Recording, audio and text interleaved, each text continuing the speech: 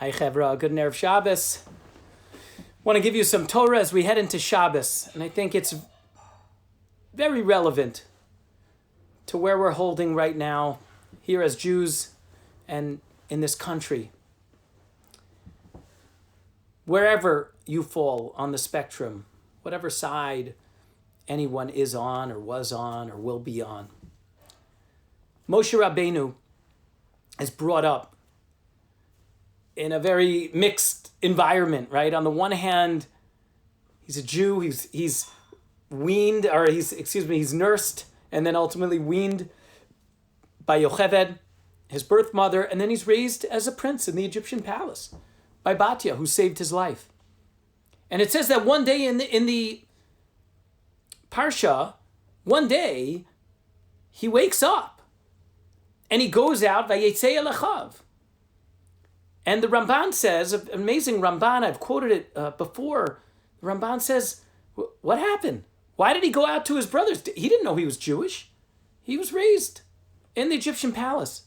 So the Ramban says, no, it says, Vayihi bayami mahem vayigdal Moshe. Moshe grew up. And it was on that day that he went out to see his brothers that his mother, his adopted mother, Batya, told him, you're old enough to know you're really a Hebrew, you're a Jew. And it turned Moshe's world upside down. And he felt powerless. What was he to do?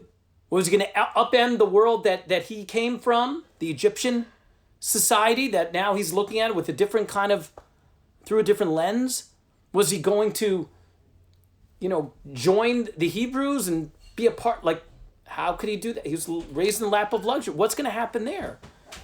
And what Moshe did was he recognized that I'm powerless on some level to what's happening far away from me in the centers of power, let's put it that way. But I can do something, and I can do it now. And it can make a difference. And he walked outside and he sees a Hebrew, a Jew, being hit, being persecuted, and he saves him. Vayatzilehu, he saves him. And then the next day he sees two Hebrews fighting and he tries to help them.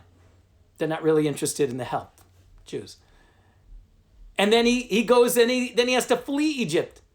Right? And again, his whole world turned upside down. And what does he do again? He sees shepherds, Midianite shepherds, harassing these girls, Tzipporah and her sisters. And he helps them. And it changes his life. And ultimately, HaKadosh Baruch Hu, God, appears to him at the burning bush and says, Moshe, you're the man, and I have a job for you. We're going through a period like that, where it's just hard to make sense, heads or tails, of what's happening in the world, of effectuating the change perhaps that we want on both sides of the aisle, on both sides of the spectrum, whoever you are, wherever you are, Republican, Democrat, right wing, left, wherever you are.